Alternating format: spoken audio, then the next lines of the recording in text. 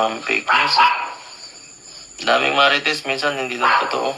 Kaya kung anong maging yun na lang tayo. Magkikita at magkikita naman, hindi naman may iwasan. So ayan mga kalingap, narinig nyo naman kay Papa Eds, no? Fake news. Ayan, huwag kayong umano sa mga fake news. Huwag nyo pakinggan ang mga fake news mga kalingap. So bago natin simulan ang ating reaction sa live ni Papa Eds, noong ilang gabi na po ito mga kalingap, at ngayon lang natin nare-reactionan, no? Shout out muna tayo sa ating founder, Kuya Bal Santos Matubang, Ate Edna Vlogs, at Kalingap Rab. At sa lahat po ng mga nasa landing pad, ambassador, deputy at mga kalingap scouters, mega love shout out, mga kalingap partners, sponsors, na walang sawang tumutulong po sa programa ni Kuya Bal. Shout out po sa inyong lahat. At syempre sa mga kapwa ko po OFW, ayan, na walang sawang sumusuporta po sa aking YouTube channel at sa buong kalingap, mga kalingap. So ayan guys, at syempre sa mga kapwa ko po reactor, ayan, shout out po sa Team Bios, Karipa, at sa iba pa pong mga team dyan na sako po ng Team Kalingap, no? Shout out na lang po sa inyong lahat. So ayun guys, no, ito nga panibagong reaction tayo dito kay Papa Eds, no. Talagang sabi nga ni Papa Eds, pag nakikisawsaw or pinag-uusapan or tawag dito, pag marunong gustong siyang pakisamahan, mga ganun. Nandiyan na lahat ang sinabi ni Papa Eds, no. Ay kasi po sikat po talaga siya, trending, 'di ba mga kalingap?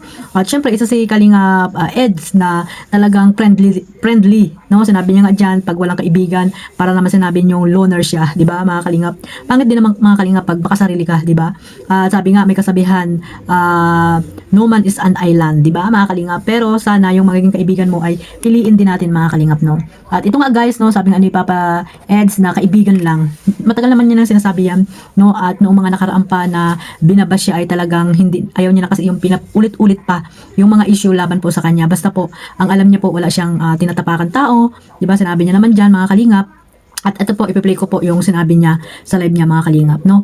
At wala siyang inaapakan tao at alam niya sa sarili niya na malinis po ang kanyang konsyensya na kaibigan lang talaga. At yun nga, sabi niya, huwag po kayo maniniwala sa mga fake news na laban po sa kanya, no? At alam naman natin guys na matagal na talagang gustong siraan, no? Gustong sirain si Papa Eds, no? Yung mga panahong may mga love team pa siyang iba, no?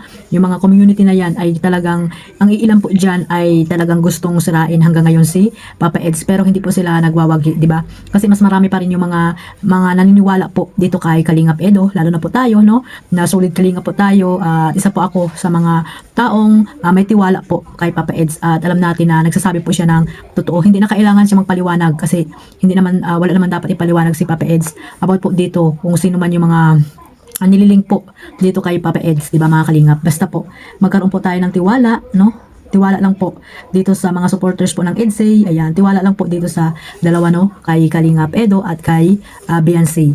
So, kung ano po yung suporta ninyo, no, mula noon hanggang ngayon, sana ay maging matatag lang po. Alam natin na pag viral po ang mga sinusuportahan nyo, talagang kaagibat na po ang mga basher na walang magawa sa buhay, no?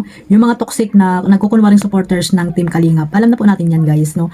Dahil kung isa po kayo sa mga solid at nagmamahal po sa mga love team na inyong sinusuportahan, hindi po kayo makakapagsalita ng hindi maganda po dito kay Papa Eds, mga Kalingap. Alam natin na yung mga viewers po ng EDSA, ang iba po ay gusto kay Beyonce, ang iba naman gusto kay Edo. Sana yung suporta nyo po ay hanggang dyan na lang po ng mga kalingap, no?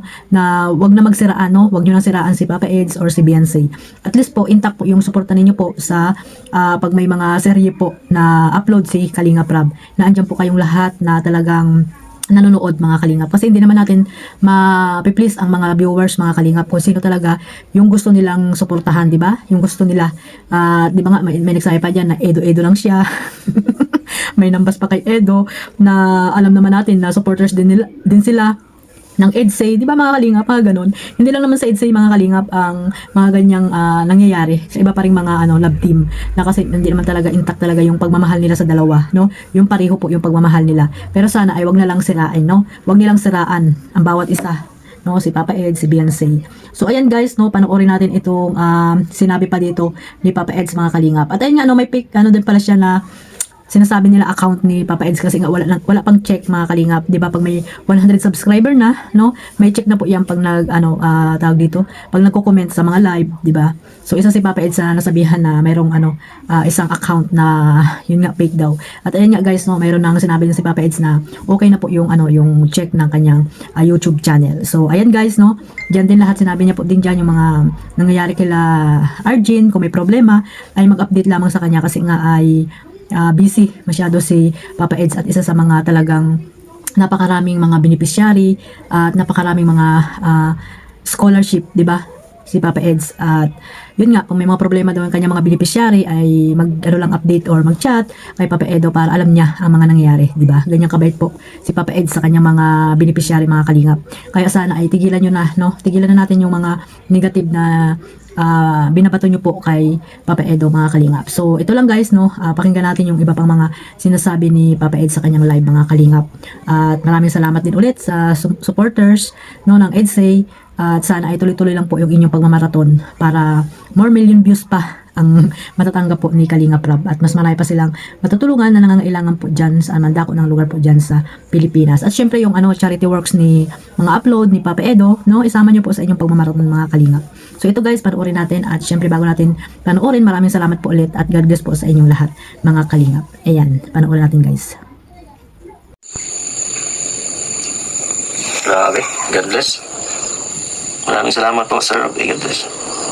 Pa-shoutout po kay Idol Jessica from Bascudo from Bacolod. Padala po kayo dyan ng package sa Dila. Ay, grabe. Sana ulit, guys. Salamat po.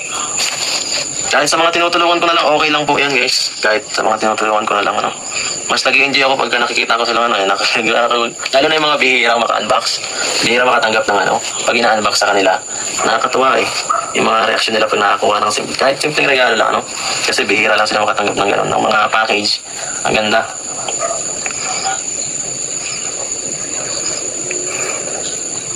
Binibless ng tao, walang ginagawang masarap sa kapwa. Yes po, tama. Tama yan po, mga kalingap. Kaya okay lang. Gawan nila ako ng kung ano, wala naman tayong din. Ay, Ma'am Annalyn, shoutout din po sa pagbigay ng mga blessings na mga damit papunta sa Hong Kong. Yan yung mga nagamit natin. Ma'am Pink Provido yan. Siyempre sa iba. Sir Ling, Chichilin. Oo, tama. At lumas wala ka tinatapakan tao. Yung mahalaga. Yes po naman. Wala. Patuloy lang tayo dito sa ating Yung mga basher na kung ano pinagsabi. Mga yan, mga maraming time sa buhay, para magsaliksik at kung ano. Bahala sila guys kung anong gusto nila. Wala. Okay lang. Ako wala akong nababasa eh. Kasi hindi ko naman pinag-ano yan. Hindi ako masyado nagtitingin sa mga comments ng pag alam kong masama, pass na agad. Sanay na ako sa bashing. Saka hindi pwede naman, hindi tayo marami tayong normal lang magkaroon ng mga kakilala. Para naman tayo hindi yan. Para naman tayong loner niyan.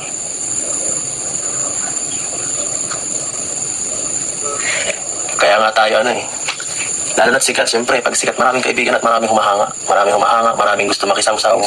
Normal lang na mas maraming taong nakahalubilo sa taong sikat. Madaming gusto maki-extra. Tandaan, alam niyo po yung ganun, di ba? Daming gusto kumuha ng atensyon kapag sikat. Kaya ganun talaga.